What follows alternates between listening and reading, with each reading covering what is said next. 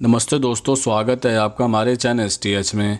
आज हम आपके द्वारा पूछे जाने वाले प्रश्नों का उत्तर देने की पूरी कोशिश करेंगे। जैसे नंबर 1, सेल्फी लेते समय 2 उंगलियां क्यों दिखाते हैं।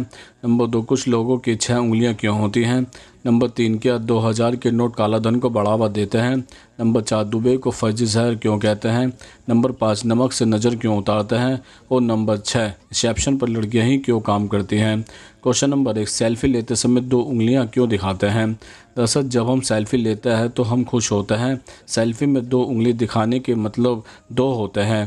पहले तो यह वी आकार का होता है जिसका मतलब होता है विक्ट्री, और 2 उंगलियां दिखाने का मतलब यो भी होता है, मतलब हम यह सब इंजॉय कर रहे हैं।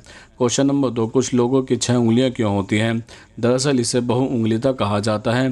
ज़्यादातर मामलों में बहुउंगलिता जीन उत्पादन के कारण होती हैं।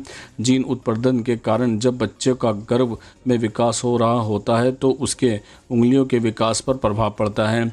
जहां पर एक उंगली बनानी चाहिए वहां से ही एक उंगली और 2 दिशाओं में अलग अलग प्रकार से विकसित होने लगती है।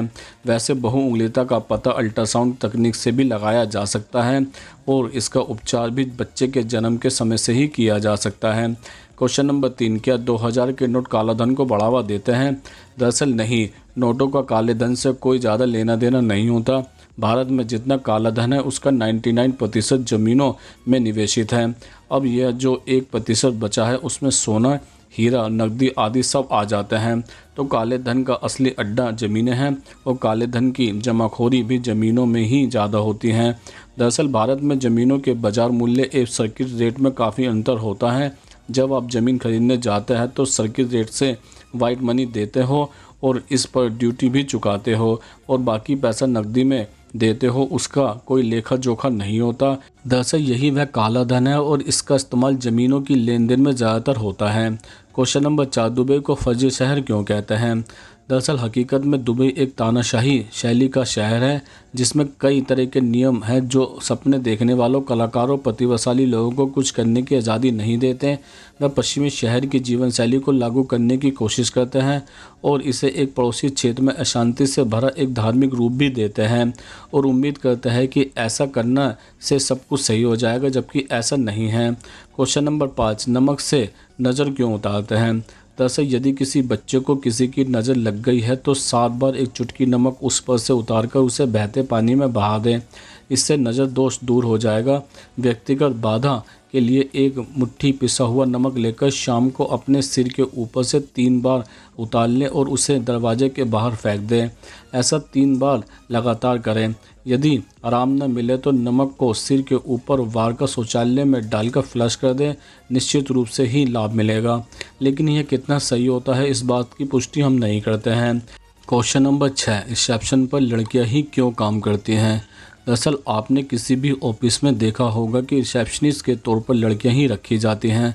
कभी भी इस जगह के लिए लड़कियों को चुना नहीं जाता, लेकिन कभी सोचा है कि ऐसा क्यों होता है।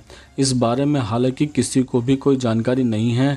जब भी आप ऑफिस में जाते हैं तो सबसे पहले आपको वो लड़की ही मिलती है। तो आपको बता दें कि इसके पीछे क्या कारण हो सकते हैं। नंबर 1, लड़कियों को रिसेप्शनिस्ट रखने से ऑफिस का माहौल खुशनुमा रहता है।